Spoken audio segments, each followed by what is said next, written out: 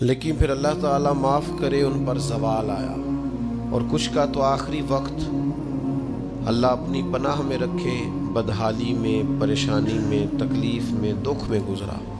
یہ اتار چڑھاؤ، یہ عروج و زوال، یہ پوری ایک داستان جگہ جگہ پہ ہمیں معاشرے اور سوسائٹی میں نظر آتی ہے۔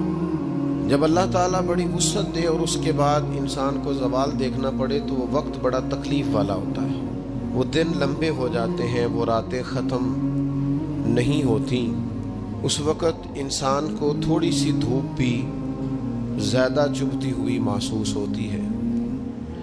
لوگوں کا غور سے دیکھنا بھی اسے گھورنا محسوس ہوتا ہے، کیونکہ وہ بیچارہ تکلیف کا شکار ہے، زوال کے دن گزار رہا ہے۔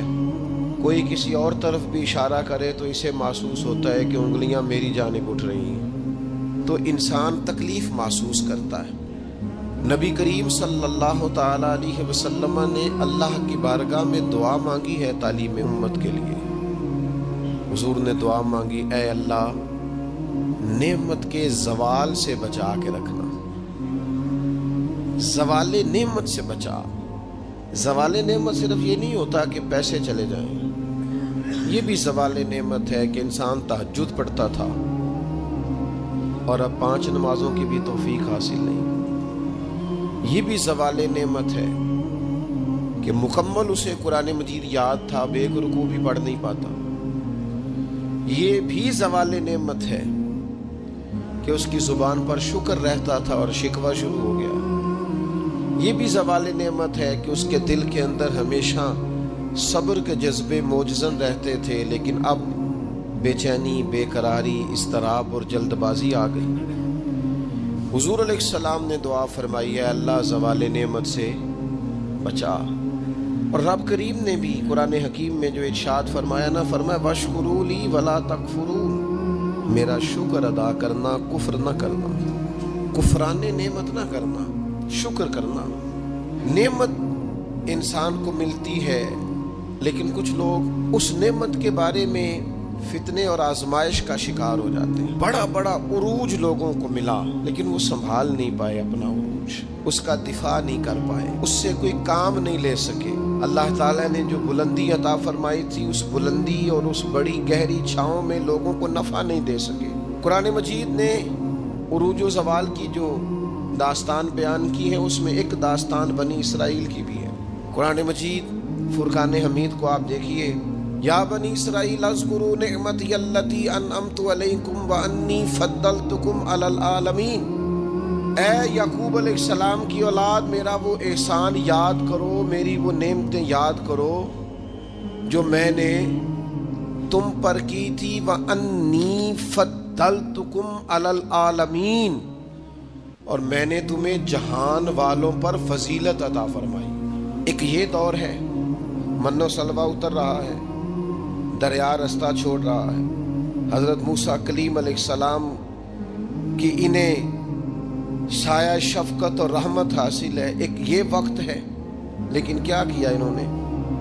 اللہ کے ہر حکم کی نافرمانی شروع کر دی۔ انہیں کہا کہ من و سلوہ سنبھال کے نہ رکھنا، انہوں نے ناشکری کی اور اسے سنبھال کر رکھنا شروع کر دیا۔ جو کام بھی کہا گیا اس میں نافرمانی کرتے چلے گئے۔ وہی قرآن مجید جو چند آیات پہلے کہتا ہے نا، انی فضلتکم علی العالمین، اے یعقوب کی اولاد ہم نے تمہیں تمام جہانوں پر فضیلت عطا کی، وہی قرآن مجید آگے جا کے کہتا ہے جب میری نافرمانی کی، وَضُرِبَتْ عَلَيْهِمُ الذِّلَّةُ وَالْمَسْكَنَةُ، فرمایا ہم نے ان پر ذلت اور مسکینی مقرر کر دی۔ جس رب نے فضیلت دی تھی، پھر اسی رب نے ان پر ذلت مقرر کر دی۔ کیوں؟ کفران نعمت کیا ہے، اللہ کی نافرمانی کی ہے، خدا کے فضل سے ملی ہوئی چیزوں کو اپنی ذاتی جاگیر سمجھا ہے، مسلسل اللہ کے انبیاء کو ستایا ہے، نبیوں کا قتل تک معاذ اللہ کیا۔ یہ عروج و زوال کا عجیب رنگ دیکھو کہ انی فضلتکم علی العالمین وضربت علیہم الذلہ، ایک ہی پارے میں، ایک ہی مقام پہ۔ دعا کرو رب کریم جب عزت دے تو پھر ذلت سے بچائے، اللہ جب آسانی دے تو پھر دقت سے بچائے، رب کریم جب رحمت کرے تو پھر اپنے غضب سے بچائے، اللہ جب عطا کرے تو پھر اپنی ناراضگی سے بچائے۔ زوال نعمت بڑی تکلیف ہے، زوال نعمت بڑی آزمائش ہے۔ انسان کے پاس جب نعمت ہو تو اس سے چھن جائے، وہ بڑا تکلیف والا معاملہ ہے۔ تو نعمتیں چھنتی کیوں ہیں؟ زوال نعمت ہوتا کیوں ہے؟ چند ایک باتیں آپ کی خدمت میں عرض کرنی ہے کہ انسان سے نعمتیں چھنتی کیوں ہیں۔ سب سے پہلی بات تو یہ ہے کہ جب لوگ نعمت کی قدر نہیں نہ کرتے، نعمت رخصت ہو جاتی ہے۔ نبی کریم صلی اللہ تعالی علیہ وسلم گھر تشریف لائے تو روٹی کا ایک ٹکڑا پڑا ہوا تھا زمین پر، تو حضور نے اٹھا کے فرمایا عائشہ اس کی قدر کرو، یہ جس گھر سے ناراض ہو جائے لوٹ کر نہیں آیا کرتے۔ اللہ نے نعمت دی ہے، لوگ قدر نہیں کرتے۔ میں نے بہت سارے مالدار دیکھے، ان کے بچے پیسوں کی قدر نہیں کرتے، رزق کی قدر نہیں کرتے، صحت کی قدر نہیں کرتے۔ اللہ نے اگر آسانی دے دی ہے پڑھنے کی، لکھنے کی، سمجھنے کی، قدر نہیں کرتے۔ یہاں تک کہ کچھ لوگوں کو رب کے بندے میسر آتے ہیں، خیر سیکھنے کا موقع ملتا ہے پر بے قدرہ نے قدر نہ کی تھی تے کیتی خوب تسلی ہو، دنیا دار پجاری زر دے کتیاں دے گل ٹلی ہو، بک بک روسن اکھیاں تکیو ویکھ حویلی کلی ہو، کوچ نصیر اساں جدوں کیتی پہ جانی تھر تھلی ہو۔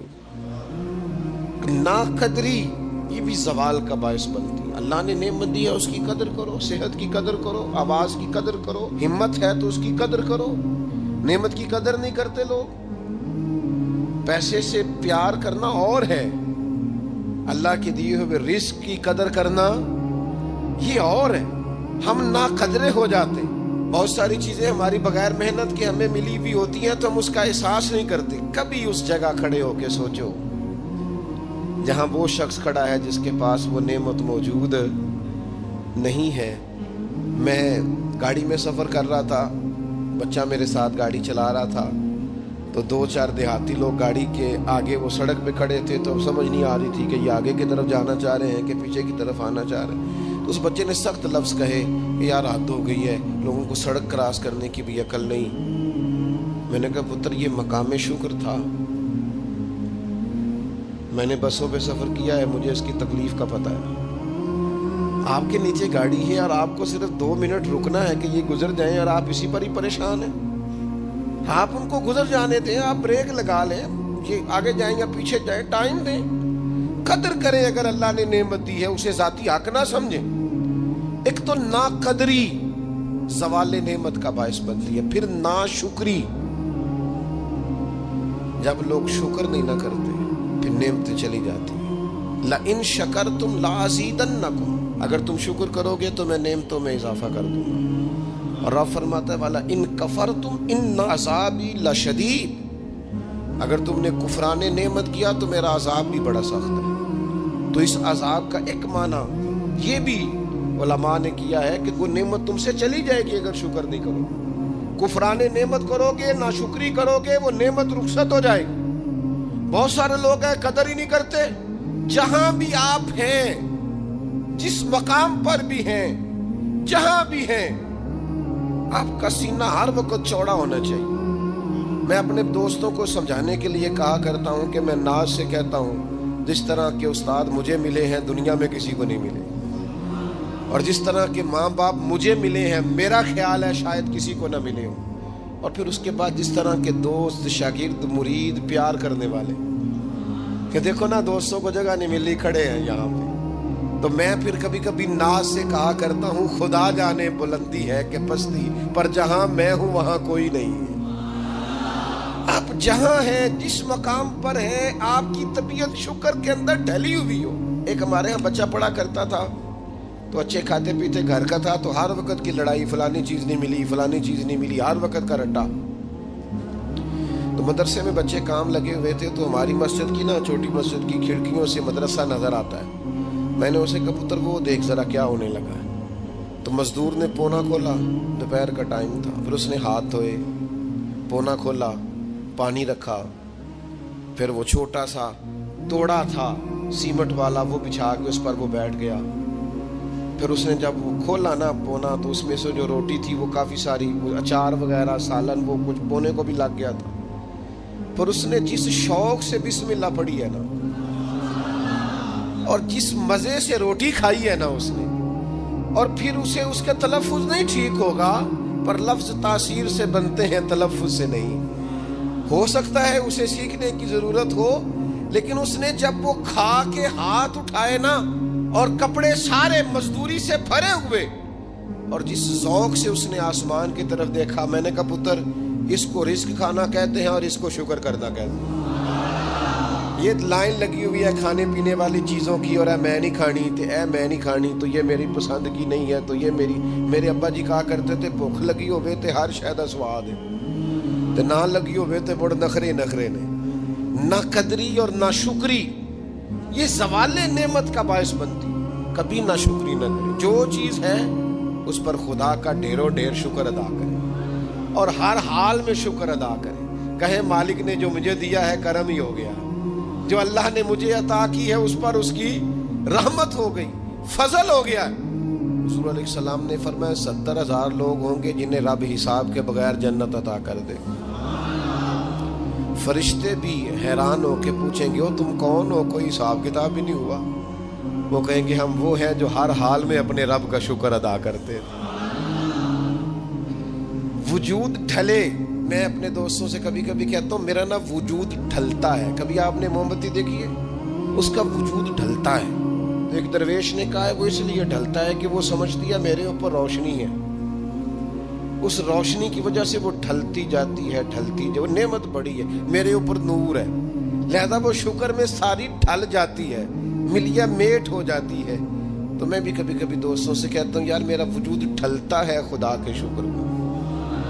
کبھی کبھی دل کرتا فٹافٹ سجدے میں چلا جاؤں، 1 منٹ نہ لگا۔ یہ ادارہ مکمل ہوا ہے نا، یہ ہم نے شروع کیا تو مجھے ایک صاحب کہنے لگے 40 سال لنگ جانے نے مولوی مسیطہ نہیں مکمل کر دیں، اور میرے دماغ میں بات اڑ گئی، پھر یہ مکمل ہو گیا، اور اللہ کے فضل سے اس طرح مکمل ہوا ہے کہ علماء دیکھنے کے لیے آتے ہیں اور دیکھ کر کے لوٹ کے جاتے ہیں تو کہتے ہیں کمال ہی ہو گئی۔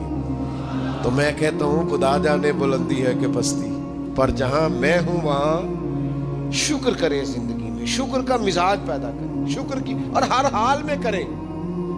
2 بجے رات کو ایک شخص سید ابو البرکات شاہ صاحب سے مسئلہ پوچھنے آ گیا تو ان کے بیٹے سید محمود احمد رضوی صاحب رحمۃ اللہ تعالیٰ علیہ ناراض ہو گئے، کہنے لگے کوئی ٹائم ہے مسئلہ پوچھنے کا، سویرے نہیں پوچھ سکتے تھے؟ تو سید صاحب تھے نا، کہنے لگے محمود شکر نہیں ادا کرتے، کوئی اللہ کے رسول کے دین کی بات پوچھنے آیا ہے، آپ مقام شکر پہ کھڑے ہو نا، آپ کو زندگی سکون میں ملے گی۔ تیسری بات جس سے نعمتیں چلی جاتی ہیں وہ تکبر ہے۔ تکبر صرف ایک ذات کو زیبا ہے، متکبر صرف ایک ہے، وہ اللہ ہے۔ اللہ کی شان ہے کہ وہ متکبر ہے، پڑھا ہے نا سورہ حشر میں، اس کا ایک صفاتی نام یہ ہے کہ وہ کیوں، اس لیے کہ اسے بڑا ہی کوئی نہیں، سارے چھوٹے ہیں تو وہ اکبر ہے، تو ہم سے تو بڑے ہی بڑے ہیں نا، بلکہ میرے جیسے بندے سے تو سارے ہی بڑے ہیں نا۔ اب کرنا کیا ہے؟ عاجزی، نعمتیں ملے تو بندے میں عاجزی آئے، وہ یہ نہ کہتا پھر شکر ہے جی اللہ کا بڑا فضل ہے جی 300 بندے کو رمضان میں راشن بانٹتا ہوں، شکر ہے اللہ کا جی غریبوں کی مدد کرتا ہوں، میں نے جی ساری زندگی بہن بھائیوں کا بڑا، یہ شکر نہیں کر رہے آپ، یہ آپ بڑھوتری بیان کر رہے ہیں، تکبر نہیں۔ ڈھیر سارے لوگ ہیں جن کے پاس پیسہ آیا رویہ بدل گیا، اقتدار آیا رویہ بدل گیا، 4 دن تازگی آئی رویہ بدل گیا، حالات بدل گئے۔ اگر آپ ناراض نہ ہوں تو جب تک دکھ تھے تسبیح بھی چل رہی تھی، جب تک تکلیف تھی سجدے بھی ہو رہے تھے، آسانی ہوئی ہے تو سب بھول گئے، یاد ہی نہیں رہا۔ میرے عزیزو یاد رکھنا کہ تکبر نہیں، اللہ کی نعمت پر کبھی تکبر نہیں، ہمیشہ عاجزی، جھک جانا۔ بڑی سادی مثال ہے اور سب کو یاد ہے، درخت کو پھل لگ جائے تو ٹہنیاں جھک جاتی ہیں، اور جھکنے کا مطلب یہ ہوتا ہے کہ پھل لگا ہوا ہے، اور اگر درخت کھڑا ہو ٹہنیاں بھی کھڑی ہوں اکڑی ہوئی ہوں تو اس کا مطلب یہ ہے کہ پھل کوئی نہیں۔ جو بندہ آپ کو جھکا ہوا ملے نا، عاجزی کرتا ملے، سمجھو پھلدار ہے۔ لیکن اگر تکبر نظر آئے معاذ اللہ تو پھر اس کا معنی یہ ہے کہ اس نے اپنے آپ کو پھلدار نہیں سمجھا۔ قارون حضرت موسیٰ علیہ السلام کے زمانے کا مالدار ہے، لوگ رشک کرتے تھے اس کے پیسوں پر، اور ایسا مالدار کہ جس کے خزانوں کی چابیاں اونٹ اٹھایا کرتے تھے، پیسہ ہی پیسہ۔ حضرت موسیٰ علیہ السلام نے کہا زکوٰۃ دو، کہنے لگا اب آپ نے معاذ اللہ پیسے بھی لینے شروع کر دی۔ یہ بڑا مسئلہ ہوتا ہے نا بعض لوگوں کو، تو بہت سارے لوگ اس کے آنے جانے پر رشک کرتے تھے، لیکن پھر تکبر کیا نا، اس نے نعمت پر شکر کی بجائے تکبر کیا نا، تو اللہ نے زمین کو حکم دیا، رب کریم نے اسے زمین میں مال اور خزانے سمیت دھسا دیا، زمین میں غرق ہو گیا۔ کیوں؟ کہ اللہ کی نعمت میں متکبر ہے۔ اگر عاجزی ہو جائے انکساری، اور یار روب اور دبدبا تو حضرت عمر کا تھا، 24 لاکھ مربع میل پہ حکومت تھی، دنیا ڈرتی تھی، امن تھا، عمر ہوتی تھی دنیا میں، اور عمر باغ میں کھڑے ہو کے کہتے تھے اچھا خطاب کا بیٹا اور امیر المومنین، اچھا اب تو امیر بن گیا ہے، یاد رکھنا، خود اپنے آپ سے خطاب کر، یاد رکھنا صحیح صحیح چلنا، ورنہ قیامت میں رب کا سامنا نہیں کر سکے گا۔ تو اپنے آپ سے خود احتسابی تکبر سے نعمتیں چلی جاتی، زوال نعمت ہوتا ہے۔ ایک خاتون ہے بڑی نیک، تاریخ میں گزری ہیں، تو وہ کہتی ہیں کہ میں ایک جگہ بیاہ ہی گئی، میری پہلی شادی ہوئی ایک جگہ پہ، تو دروازے پہ کوئی بھیک مانگنے والا آیا اور اس کی حالت بڑی خستہ تھی، تو میرے شوہر نے نا اسے ڈانٹ دیا۔ میں نے اپنے شوہر سے کہا اللہ کا ہم پر فضل ہے اور اس کی حالت بڑی پتلی ہے، لگتا ہے کئی دنوں سے روٹی نہیں کھائی، تو 4 پیسے دے دیں تو حرج کیا ہے؟ کہنے لگا قطن نہیں، میں نے منع کر دیا تو ختم ہو گئی بات۔ تو بی بی کہتی ہے میرے پاس اپنے ذاتی پیسے بھی پڑے ہوئے تھے جو میکے کی طرف سے مجھے ملے تھے، تو ذرا میرا خامد سائڈ پہ ہوا تو میں نے نظر بچا کے نا اس فقیر کو 4 پیسے دے دیے، چونکہ زیادہ ہی اس کی حالت بگڑی ہوئی تھی۔ تو کہتی میں پیچھے پلٹی تو شوہر پیچھے کھڑا تھا، اس جرم میں کہ میں نے ایک فقیر کو بغیر اجازت پیسے دیے، اس نے مجھے طلاق دے دی۔ کہتی ہیں بڑی تکلیف میں تھی اور اپنے دل میں سوچتی تھی مالک میں نے تو تیرا بندہ جان کے اس کی مدد کی ہے اور مجھے یہ سزا ملی ہے۔ فرماتی ہیں عدت گزر گئی، میرا والد پریشان تھا، پھر ایک رشتہ آیا، میرا نکاح ہو گیا، لیکن اللہ نے مجھے اتنا اچھا شوہر دیا، اتنا نیک شوہر دیا، اتنا کمال آدمی۔ فَإِنَّ مَعَ الْعُسْرِ يُسْرًا إِنَّ مَعَ الْعُسْرِ يُسْرًا، مشکل کے بعد اللہ آسانی دیتا۔ کمال شوہر اللہ نے مجھے دیا، نیک، صالح، محبت کرنے والا۔ فرماتی ہیں اسی طرح میں ایک دن اپنے شوہر کے ساتھ بیٹھی تھی، دروازے پہ دستک ہوئی تو میں شوق میں اٹھی، اپنے شوہر سے کہا میں دے کے آؤں فقیر کو؟ کہنے لگا جتنا مرضی دے دو۔ کہتے ہیں دروازے پہ گئی تو میری چیخ نکل گئی، اس لیے کہ دروازے پہ جو مانگنے آیا وہ میرا پہلا شوہر تھا۔ بے پرواہی ویک سجن دی جتھے کسے دی پیش نہ جاوے، انہیں مالاں والے در در رولے تے منگتے ہیں تخت بٹھاوے، وہ سجنا ہو کسے نکارا مل دئی، کوئی کعبے ہو خالی آوے۔ وہ میرا پہلا شوہر دروازے اتنے، وہ بھی تڑپ گیا۔ کل تک تکبر تھا، غرور تھا کہ ہم مالدار ہیں، ہم کسی غریب کو کیا دیں، لیکن آج یہ حال ہے کہ وہ خود دروازہ دروازہ بھیک مانگ رہا تھا۔ نہ قدری، نہ شکری، تکبر، یہ زوال نعمت کا باعث بنتا ہے، انسان کے پاس سے نعمت رخصت ہونے لگ جاتی ہے۔ ایک چوتھی بات جو زوال نعمت کا باعث بنتی ہے وہ یہ ہوتی ہے کہ اللہ کی نعمت کو صرف اپنا حق سمجھ لینا۔ اللہ نے جو ہمیں دیا ہے نا وہ سارا ہمارا نہیں ہوتا، اس میں مسکین کا بھی حق ہوتا ہے، یتیم کا بھی حق ہوتا ہے، کمزور کا بھی حق ہوتا ہے، سائل کا بھی حق ہوتا ہے۔ سخت جملہ ہے اور چلو کوئی بات نہیں، کبھی کبھی کڑوی گولی سے بھی فرق پڑتا ہے۔ بعض لوگوں کو اللہ نعمت دیتا ہے وہ سانپ بن کے بیٹھ جاتے ہیں، وہ سمجھتے ہیں ہمارا حق ہے، اور کسی کو دے کے احسان جتلاتے ہیں۔ میں ایک محفل میں گیا تو مجھے کہنے لگے 2 عمرے کے ٹکٹ بھی ہم نے دینے ہیں تو آپ نکال کے جائیں۔ میں کہا جنہوں دینے دے چپ کر کے دے دو، یہ نہیں دیے جاتے۔ آپ نے اس کی فوٹو ہی بنانی ہے، کسی کو عمرہ کرا رہے ہو چپ کر کے دے دو، ختم ہو گئی بات۔ بچیوں کی، غریب بچیوں کی شادی کرانی ہے تو وہ ساری لائنوں میں بنا کے تصویریں بنانے کی کیا ضرورت؟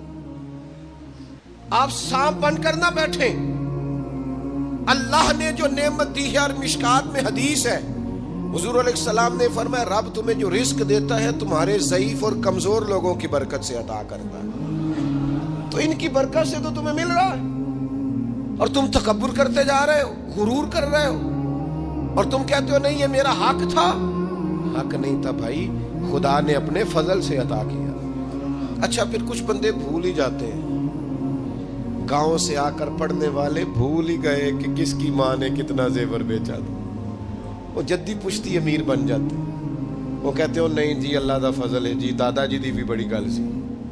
بھئی دادا جی دی گل صرف زمین نال ہوندی ہے؟ ویسے آپ ایک اچھا انسان کہیں جھوٹ کیوں بولتے ہیں؟ صحیح بخاری میں حضرت ابو ہریرہ رضی اللہ تعالیٰ عنہ سے حدیث مروی ہے، بڑی مشہور ہے۔ نبی پاک علیہ السلام نے خود ایک قصہ بیان فرمایا بنی اسرائیل کا۔ حضور فرمانے لگے 3 شخص تھے، ایک کوڑ کے مرض میں مبتلا تھا، کوڑا تھا، ایک گنجا تھا، ایک نابینا تھا، ہر وقت پریشان رہتے تھے۔ میرے رب نے ان کو آزمانے کا فیصلہ کیا۔ دیکھو اللہ کے آزمانے کا طریقہ کیا ہے۔ ایک فرشتہ انسانی شکل میں آیا، سب سے پہلے جس کو کوڑ کا مرض تھا اس کے پاس آیا۔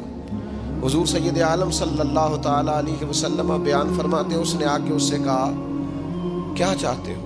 اس نے کہا یار مجھے کوڑ کا مرض ہے، لوگ مجھ سے نفرت کرتے ہیں، گھن کرتے ہیں، کاش میری کھال ٹھیک ہو جائے، جلد ٹھیک ہو جائے، بیماری چلی جائے۔ تو فرشتے نے ہاتھ پھیرا، اللہ نے شفا عطا کر دی۔ شفا کس نے دی؟ ہاتھ کس نے پھیرا؟ کوئی عرض نہیں، اگر کسی وقت کوئی بزرگ دم کر دے، ہاتھ پھیر دے تو شفا اللہ ہی دیتا ہے۔ بخاری میں موجود ہے جو روایت درج کر رہا ہوں۔ فرشتے نے ہاتھ پھیرا، اللہ نے۔ اب فرشتہ اس سے پوچھتا ہے پسند کیا ہے؟ مال کون سا پسند ہے؟ کہنے لگا اونٹ بڑے پسند ہے۔ تو فرشتے نے ایک حاملہ اونٹنی اسے دی اور برکت کی دعا بھی دی۔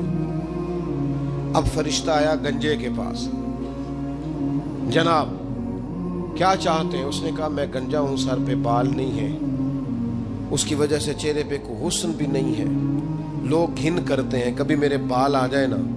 فرشتے نے ہاتھ پھیرا، بال اللہ نے عطا کیے، اس کو شفا ہو گئی۔ اب فرشتے نے اس سے کہا کہ مال کون سا پسند ہے؟ کہنے لگا گائے بڑی پسند ہے۔ فرشتے نے تو اس کو نے ایک حاملہ گائے دی اور برکت کی دعا بھی دی۔ اب فرشتہ اندھے کے پاس آیا، کیا چاہتے ہیں؟ اس نے کہا رب نے بڑی سونی کائنات بنائی ہے پر میں دیکھ نہیں سکتا، کبھی آنکھیں مل جائے نا تو ساری رونقیں ہی بحال ہو جائیں۔ فرشتے نے ہاتھ پھیرا، شفا۔ یاد رہے گا مسئلہ، یہ اتنا سا مسئلہ جس میں لوگ بڑی جلدی اڑ جاتے ہیں۔ فرشتے نے آنکھوں پہ ہاتھ پھیرا اور اللہ نے شفا عطا کر دی۔ فرشتے نے کہا پسند کیا ہے؟ کہا بکریاں بڑی پسند ہے۔ ایک حاملہ بکری بھی دے دی اور دعا بھی کر دی۔ اب وہ جس کو اونٹنی دی تھی حاملہ، اس کی حضور فرماتے ہیں پوری وادی اونٹوں کی بھر گئی، اور جس کو گائے دی تھی اس کی پوری وادی گائیوں سے بھر گئی، اور جس کو بکری دی تھی پوری وادی ریوڑوں کے ریوڑ بکریوں کے تیار ہو گئے۔ اب رب نے فیصلہ کیا آزمائش کرنے کا۔ میں نے بہت پہلے کہا تھا، بات پھر دہراتا ہوں، زوال امتحان نہیں ہوتا، عروج امتحان ہوتا ہے۔ اصل تو آپ کا پتہ عروج کے دنوں میں چلتا ہے۔ اللہ نے فرشتہ بھیجا، وہی انسانی شکل میں سب سے پہلے اس کوڑ کے مرض والے کے پاس آیا، کہا یار میں مسافر ہوں، کہیں سفر پہ جانا تھا، تو اللہ کی مدد آپ کا تعاون درکار ہوا تو سفر ہو سکتا ہے، ایک اونٹ مجھے چاہیے۔ تو اس نے وہی بات کی جو کئی امیر لوگ کرتے ہیں، یہ صحیح بخاری میں موجود۔ کہنے لگا یار میرے ذمے تو حقوق ہی بڑے ہیں، سادہ ترجمہ کریے، میرے تو خرچے ہی بڑے نے جی، تو کی دسی ادھر بھی جا رہا ہے، ادھر بھی، اے بھی آسمان میں تمے ہے، اے بھی میں، اتنے خرچے ہیں میرے، یہ بھی کرنا ہے وہاں بھی کرنا ہے۔ اس نے وہی بات سنائی۔ تو وہ فرشتہ کہنے لگا تو پہلے ایک کوڑی نہیں تھا، تو ناراض ہو گیا۔ کہنے لگا میں تو جدی پشتی رئیس اعظم ہوں، باپ دادا کی جائیداد ہے ساری جو مجھے ملی ہوئی۔ اس نے کہا اگر تو جھوٹا ہے نا تو اللہ کرے اسی طرح کا ہو جائے جس طرح کا پہلے تھا۔ اب وہ آیا گنجے کے پاس، اس سے کہا مسافر ہوں، سفر پہ جانا ہے، اللہ مدد کرے، آپ تعاون کریں تو سفر آسان ہو سکتا ہے، مجھے ایک گائے چاہیے، اگر آپ دے دیں تو۔ وہ کہنے لگا میرے تو ذمہ حقوق ہی بڑے ہیں۔ اس نے کہا یار تو پہلے گنجا نہیں تھا، بیمار نہیں تھا، کچھ بھی نہیں تھا، بھوک تھی۔ کہنے لگا خبردار، میں تو جدی پشتی رئیس آدم ہوں، باپ دادا سے امیر ہوں۔ اس نے کہا اچھا اگر تو جھوٹا ہے تو ویسا ہی ہو جائے جیسا پہلے۔ اب وہ آیا نابینا کے پاس، اس نے آके کہا مسافر ہوں, سفر پہ جانا ہے, اللہ مدد کرے, آپ تعاون کریں تو سفر آسان ہوگا, مجھے ایک بکری چاہیے اللہ کے نام پر. تو وہ بندہ کہنے لگا رب کے نام پر تو نے لینی ہے تو ایک کیوں لیتا ہے, جتنی چاہیے لے لے. اور میں تو پہلے اندھا تھا, میں مسکین پرانا خاتم, کسے تر ملی نہ ٹوئی, ایتے واسف یار نے نظر جو کی تھی, تے واسف شروع سے پڑھتے ہیں, سے ثبوت نہ پوچھو میں تو, پلا نظر کرم قد ہوئی, اے میں جانا یا دل بر جانے, غیر نہ جانے کوئی, میں مسکین پرانا خادم کسے در ملی نہ ٹوئی, تے واسف یار نے نظر جو کی تھی تے واسف ہی ہوئی. میں تو اندھا تھا, پلے شے کوئی نہیں تھی, تو کریم نے کرم کیا, جتنی تیرا دل کرے لے جا. تو فرشتہ کہنے لگا امتحان کے لیے آیا تھا, ایک کی بھی ضرورت نہیں, لیکن تیرے دو دوست امتحان میں ناکام ہوئے ہیں, رب ان سے ناراض ہو گیا, تو کامیاب ہوا ہے اور اللہ تجھ سے راضی ہو گیا ہے. وہ دونوں جو تھے امتحان میں ناکام ہوئے تو نعمتیں چھن گئیں, صحت چھن گئی, پھر کوڑے, پھر گنجے ہو گئے. اس کو اللہ تبارک و تعالیٰ نے اور عطا کیا. سوال نعمت کب ہوتا ہے؟ جب لوگ راہ خدا میں خرچ نہیں کرتے, غریب کا, مسکین کا, لاچار کا خیال نہیں رکھتے. جیسے جیسے پیسے آتے جاتے ہیں ذاتی خرچے بڑھتے جاتے ہیں, ذاتی معاملات ہی بڑھتے جاتے ہیں. آہستہ آہستہ لوگ کہتے ہیں خود ہی آپ کو پتہ ہے نا, پھر ہمارا گھر بڑا وسیع ہے تو بڑے مسئلے ہیں, تو بڑے خرچے ہیں, تو بڑی چیزیں ہیں.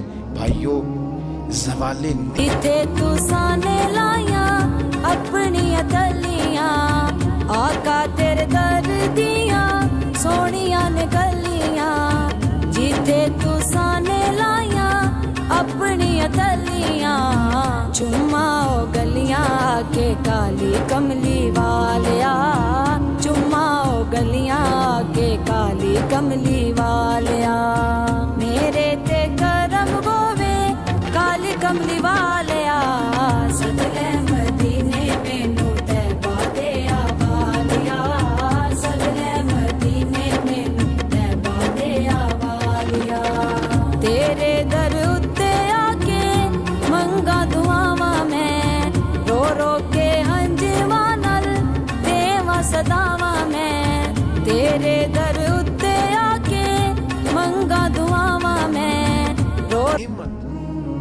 کے معاملے میں اپنے رب کا خوف پیدا کریں, اللہ سے ڈریں ہر وقت. جب تک نعمتیں نہیں نہ ہوتی تو گزارا ہو جاتا ہے, اگر ملنے کے بعد چھن جائیں تو پھر تکلیف بہت زیادہ ہوتی. تو زوال نعمت سے بچنے کے لیے تکبر سے بچیں, ناشکری سے بچیں, ناقدری سے بچیں, اور پھر صرف اپنا حق سمجھنے سے بچیں. اسے بانٹیں, عاجزی میں رہیں, شکر میں رہیں. آپ محسوس کریں گے کہ لئن شکرتم لازیدنکم, اگر شکر ادا کرو گے تو میں نعمتوں میں اضافہ کر دوں گا. نعمتیں محفوظ بھی ہو جائیں گی, ان میں اضافہ بھی ہوگا. ہر وقت نبی کریم شکر ادا کرتے, ہر وقت صحابہ اور اہل بیت مقام شکر پر فائز رہتے. یہ مقام شکر انسان کو زوال نعمت سے بچاتا ہے. اپنے آپ پر غور کریں, اگر کوئی بھی نعمت موجود ہے, وہ اولاد کی صورت میں ہے, وہ صحت کی صورت میں ہے, وہ بہن بھائی, ماں باپ, دوست احباب, بیوی بچوں کی صورت میں, جو بھی انعام اللہ کے موجود ہے, اس میں کبھی تکبر کا شکار نہ ہو, خود پسندی کا شکار نہ ہو, کبھی کوئی ایسا کام نہ کریں جس سے اللہ تعالیٰ کی ناراضگی کا موجب بنے. حضرت ابو ذر غفاری رضی اللہ تعالیٰ عنہ فرماتے ہیں, میں اپنے ماتحتوں کے حق میں بڑا سخت تھا, سخت تھی میری طبیعت, میرے غلاموں کی جرت ہی نہیں تھی کہ وہ میرے سامنے گفتگو کر سکیں اور ٹھہر بھی سکیں. فرماتے ہیں جس دن میں کلمہ پڑھنے گیا, جس دن میں حضور کی بارگاہ میں, تو میں نے کہا حضور کوئی خاص نصیحت؟ تو نبی پاک نے فرمایا میری نصیحت تیرے لیے یہ ہے کہ جیسا تو نے کھانا ہے ویسا ہی غلام کو کھلانا ہے, جیسا تو نے پہننا ہے ویسا ہی غلام کو پہنانا ہے. حضرت ابو ذر کہتے ہیں جو میرے اندر کمی تھی وہی میرے نبی نے نصیحت کر دی, جو میرے اندر کوتاہی تھی وہی غیب جاننے والے رسول نے بتلا دی. فرماتے میں گھر گیا, جب میں جاتا تھا تو ملازموں کا سانس خشک ہو جاتا تھا, وہ کانپنے ہانپنے لگتے تھے کہ جانے اب یہ کیا کرے گا. حضرت ابو ذر غفاری فرماتے میں گیا, ایک شخص سے میں نے کہا کھانا پکاؤ, کھانا پکایا, دسترخوان پہ لگایا, اور اپنے سارے ملازموں کو کہا آؤ یار میرے ساتھ بیٹھ کے روٹی کھاؤ، آؤ سارے میرے ساتھ بیٹھ کے کھانا کھاؤ۔ فرماتے انہوں نے کھانا کھایا، پھر میں ان کو بازار لے گیا، جیسے کپڑے میں پہنتا تھا ویسے میں نے ان کے لیے بھی خریدے۔ فرماتے ہیں میرے غلام کہنے لگے آقا خیر تو ہے نا، خیریت تو ہے نا، کیا ہوا؟ مزاج مبارک تو ٹھیک ہے، کیا ہو گیا؟ اور یہ جو ہم فضا کو اتنا خوبصورت دیکھ رہے ہیں اور یہ جو ہم اتنی پیاری ریم جھیم برستی دیکھ رہے ہیں، یہ جاری رہے گی یا ایک دن کی ہے؟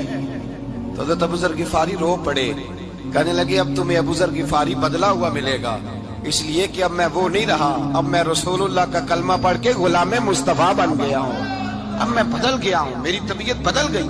غلاموں کے حق میں حضرت مولا علی شیر خدا غلام کو لے کر کے گئے دکان پر، حضرت مولا علی غلام کو لے کر گئے کپڑے کی دکان پر، 2 جوڑے خریدے، ایک کم قیمت کا ایک زیادہ قیمت کا، ایک کم قیمت کا ایک زیادہ قیمت کا، 2 جوڑے خریدے۔ جب واپس لوٹے تو غلام سے کہنے لگے تو اپنا لے لے۔ غلام کو پتا تھا کہ اس زمانے میں ہوتا کیا تھا، اس نے کم قیمت کا جوڑا اٹھایا۔ حضرت علی فرمانے لگے عجیب آدمی ہے، یہ تو تیرا نہیں، یہ تو میرا ہے۔ اس نے کہا حضور کس طرح سے؟ آپ فرمانے لگے تیرے لیے قیمتی جوڑا اس لیے خریدا ہے کہ تو جوان ہے، اور میں نے اپنے لیے اس لیے چھوٹا خریدا ہے کہ میں تو اب بوڑھا ہو گیا ہوں، مجھے تو حاجت نہیں۔ کہنے لگا حضور بوڑھے اور جوان کا مطلب نہیں، آپ علی ہیں، من کنت مولا وہذا علی علی مولا، علی مولا، آپ چونکہ مولا علی ہیں اور آپ امیر المومنین ہیں، لہذا آپ نے تخت پر بیٹھنا ہے، آپ نے سلطنت کو چلانا ہے، آپ پہ نہیں ہے۔ حضرت علی فرمانے لگے تو میرا غلام بنا ہے نا، تو نے ابھی میرے نبی کا دیدار نہیں نہ کیا، تو بعد میں آیا ہے نا، اگر تو اس دور میں ہوتا تو جان جاتا کہ یہ عمل میرا ہے، پر اس کے پیچھے جو نصیحت کے پھول ہیں وہ مصطفیٰ کے عطا فرمائے ہوئے ہیں۔ تو بھائی یاد رکھیں، نبی کریم سید عالم صلی اللہ تعالی علیہ وآلہ وسلم نے تعین فرمایا مزدور کے حقوق کا، تعین کیا۔ حضرت حکیم بن حزام کہتے ہیں میں حضور کی بارگاہ میں بیٹھا تھا تو نبی پاک صلی اللہ علیہ وسلم سے میں نے کہا یا رسول اللہ آپ کو کون سا آدمی پسند ہے، کون سا محنت کرنے والا پسند ہے؟ تو حضور نے فرمایا جس کے دونوں ہاتھ کام کریں، دونوں پیر چلیں اور اس کی پیشانی پر پسینہ آئے، وہ بندہ مجھے بڑا اچھا لگتا ہے۔ جس کی پسینہ آئے، آج لوگ مزدوری نہیں کرتے، دائیں بائیں دیکھتے ہیں، لوگ اپنے اندر وہ توانائی، وہ غیرت، وہ خودداری پیدا نہیں کرتے۔ بھائی گردن کو جھکا دیتا ہے خیرات کا پتھر، جہاں میں مانگنے والوں کے سر کبھی اونچے نہیں ہوتے۔ اور ایک بار کہنے لگے غیرت ہے بڑی چیز جہاں نے تگ و دو میں پہناتی ہے یہ فخر کو تاج سردارا۔ اپنے اندر یہ توانائی پیدا کرنی چاہیے، یہ کوشش کرنی چاہیے۔ میرے نبی کریم صلی اللہ علیہ وسلم نے فرمایا تمہارے بعض گناہ ایسے ہیں جو صرف تم مزدوری کرنے جاؤ گے تو اللہ تمہاری مزدوری کی وجہ سے ہی تمہارے گناہ معاف فرما دے گا، اللہ تمہاری محنت اور کوشش کے سبب سے تمہاری ان غلطیوں سے درگزر فرمائے گا۔ حبیب کریم سید عالم صلی اللہ علیہ وسلم نے فرمایا مزدور جب قیامت کے دن آئے گا، بھئی عالم تو آیا، صوفی تو آیا، درویش تو آیا، صحابہ تو آئے، ان کا آنا تو شفاعت کے لیے شمار کیا گیا۔ میرے مصطفیٰ نے فرمایا جب مزدور آئے گا، مزدور کی سب سے بڑی غلطی یہ ہے کہ مزدور اپنے آپ کو نیچ سمجھتا ہے، مزدور کی سب سے بڑی غلطی یہ ہے کہ یہ اپنے آپ کو چھوٹا سمجھتا ہے، اس کی زیادتی یہ ہے کہ یہ اپنی سوچ کو بڑا نہیں کرتا، یہ سمجھتا ہے نہیں کہ بھئی میں تو 2 ہاتھوں کی محنت کی کمائی کھاتا ہوں، یہ آرزوئے کرم اور میں آپ سے کروں، یہ بھیک اس کو دیجیے جس کا خدا نہ ہو۔ مزدور کی زیادتی یہ ہے کہ یہ اپنے آپ کو چھوٹا جانتا ہے۔ میرے مصطفیٰ نے فرمایا جب مزدور محنت کرنے والا قیامت کے دن آئے گا تو اس کا چہرہ اس طرح چمکے گا جس طرح 14ویں کا چاند چمکا کرتا ہے، اس قدر اس کا چہرہ چمکے گا جب آئے گا وہ صبح قیامت۔ میرے بھائیو مزدور ایک عظیم شخصیت کا نام ہے۔ محنت کرنا، اپنے دونوں ہاتھوں سے مشقت کرنا، جدوجہد کرنا۔ مجھے کئی سارے لوگ، میں جب ملک کے مختلف گوشوں میں جاتا ہوں تو کئی سارے لوگ کہتے ہیں آپ کے ابا جی کا مزار کدھر ہے، آپ کس مزار کے سجادہ نشین ہیں؟ تو میں ان سے کہتا ہوں میں سجادہ نشین نہیں، میں تو کسان کا بیٹا ہوں، اور میں اس شخص کا بیٹا ہوں جو رات کو 2 بجے اٹھ کے بھی گھر سے نکلتے تھے 2 نفل پڑھ کے، تو ہم پوچھتے تھے کہ اماں جی ابا جی کہاں گئے؟ تو کہتے تھے چند کھیتوں کو پانی لگانا تھا، اور رات کو رخصت ہو گئے۔ فخر کی بات ہے، یہ اعزاز کی بات، یہ اعزاز کی بات۔ ہم نے ساری زندگی ان کے ہاتھ پہ چھالے دیکھے، लेकिन बात लफ्ज जुबान पर यही देखी कि बेटा इज्जत वाला वही होता है जो अपने हाथों से मेहनत करके रोजी खाया करता है। भाई याद रखें, ये एजाज की बात है, एजाज। मजदूर का बेटा फख्र करे, किसान का बेटा नाज करे। वो जो आदमी सवेरे जाता है वेल्डिंग का प्लांट लेके काम करने, उसका बेटा नाज करे। वो जिसका बाप फावड़ा चलाता है, छैनी चलाता है, थोड़ा चलाता है, वो नाज करे। और मजार सिर्फ उन लोगों के नहीं होते जो अल्लाह अल्लाह करते हैं, हु करते हैं, वो तो काबिल इज़ाद है अल्लाह के बंदे, उनके भी मजार होते हैं। मजार वो भी होता है जिसको मेरे मुस्तफा ने फरमाया अल कासिम हबीबुल्लाह, जो मेहनत करता था, हाथों से जद्दोजहद करता था, वो भी तो अल्लाह का दोस्त है ना, उसका भी तो मजार है ना, उसकी भी तो कब्र पूरा अनवार है जो अल्लाह का महबूब होके गया। तो भाई अपना एजाज जाने, समझे इस बात को। मेरे मुस्तफा करीम सल्लल्लाहु अलैहि वसल्लम मजदूर को इज्जत देते, वकार देते, और जो हुजूर के घर में खादम होते उनकी नाज बर्दारी करते। हमारे घर में जो बीबी बर्तन धोती है वो हमारे साथ बैठ के रोटी नहीं खा सकती, उसको ये इजाजत नहीं होती। हमारा जो मजदूर होता है ना, एक साहब कहने लगे ये बच्चा मेरे पास काम करता है, इसके अब्बा जी भी करते थे। तो मैंने कहा इसका मतलब ये है कि तुमने आगे नहीं बढ़ने दिया, तुमने कहा मजदूर ही रहना सारी जिंदगी, यही रहना मेरे पास, आगे ना बढ़ना। मेरे मुस्तफा करीम सैयद आलम सल्लल्लाहु अलैहि वसल्लम के पास जो लोग काम करते थे, मेहनत करते थे, मुशक्कत करते थे। हमारा मुलाजिम डरता है, कांपता है, वो बात करता है तो साहब जी कहते कहते जुबान थकती है, 100 दफा मूड को देखता है, गालियां खाता है बेचारा, उसकी इज्जत नफ्स को उछाला जाता है, उसको रुस्वा किया जाता है, और वो बेचारा रात को रजाई में मुंह दे के रोता है कि यार मेरे नसीब सिर्फ इसलिए कमजोर है कि मैं गरीब के घर में पैदा हुआ हूँ। हम एहसास नहीं करते, और मजदूर को कभी मौका मिल जाए जान छूटने का तो भाग जाता है। हमारा किरदार और इखलाक ऐसा नहीं होता। हजरत ज़ैद बिन हारिसा रसूलुल्लाह के गुलाम थे, नबी पाक के घर में झाड़ू देते थे, बर्तन मांजते थे। ये बचपन में अपने कबीले से गुम हो गए थे, किसी ने अगवा करके ला करके बेच दिया था, गुम हो गए थे, हुजूर की बारगाह आली मर्तबत में लाए गए। हजरत ज़ैद बिन हारिसा सारा दिन काम काज करते, कोई आदमी आया उनके इलाके का, मक्का मुकरमा, उनको पहचान कर वापस गया उनके कबीले में और जाके बतलाया कि तुम्हारा बेटा तो मोहम्मद इब्ने अब्दुल्लाह सल्लल्लाहु अलैहि वसल्लम के पास। उस वक्त हुजूर ने भी अल्लाह ने नबूवत नहीं फरमाया था। इनके वालिद हारिसा चचा लेने आए और नबी पाक के पास आए तो 2 थैलियां अशरफियों की भर के लाए। कहने लगे हुजूर ये पैसे ले लें, 2 थैलियों में पैसे डालें, दिनार है, दिरहम है, हुजूर ले लें, हमारा बेटा दे दे। नबी पाक सल्लल्लाहु अलैहि वसल्लम ने फरमाया तुम्हें गलती लग गई है, पैसे पीछे हटाओ, मैं ज़ैद को बुलाता हूँ, मैं ज़ैद को, इधर देखिएगा, मैं ज़ैद को, मैं उसे बुलाता हूँ, अगर वो जाना चाहे तुम्हारे साथ तो मुझे एतराज नहीं ले जाना। चचा और बाप कहने लगे आप अजीब बात करते हैं, वो गुलामी छोड़ के नहीं जाएगा, आप अजीब बात करते हैं, वो मजदूरी छोड़ के बादशाही इख्तियार नहीं करेगा। हम खाते पीते लोग हैं, उसकी माँ तरस गई है उसको मिलने को, बहनें रोती हैं, वो जाएगा नहीं। मेरे हबीब ने फरमाया तुमने अभी ये जायका चखा नहीं, तुम्हें इसका पता नहीं, तो मैं बुलाता हूँ, अगर जाना चाहे तो पैसों की जरूरत नहीं, ले जाना। हजरत ज़ैद को पैगाम दिया, आए, हुजूर ने फरमाया वो तुम्हारे वालिद खड़े हैं, वो चचा हैं, लेने आए हैं। जनाबे ज़ैद गए, बाप के गले से लगे, बिछड़े हुए बाप बेटा एक दूसरे को मिलके खोल के रोए। का बेटा तेरी माँ की आंखें पत्थर हो गई तेरा रास्ता देख के, तेरी बहनें तरसती हैं तेरे चेहरे के दीदार को, बेटा वो गलियां भी रोती हैं जिनमें तू खेला करता था, पर अब फिक्र की बात कोई नहीं, अब कोई परेशानी नहीं, मैं पैसे लाया हूं तुझे ले जाऊंगा। नबी पाक सल्लल्लाहु अलैहि वसल्लम ने देखा ना जब बाप बेटे की गुफ्तगू हो गई, आंसू बह गए, बोझ हल्के हो गए, तो मेरे करीब ने फरमाया ज़ैद अगर तुम चचा के साथ, वालिद के साथ जाना चाहो तो मेरी तरफ से इजाजत है, तुम जा सकते हो।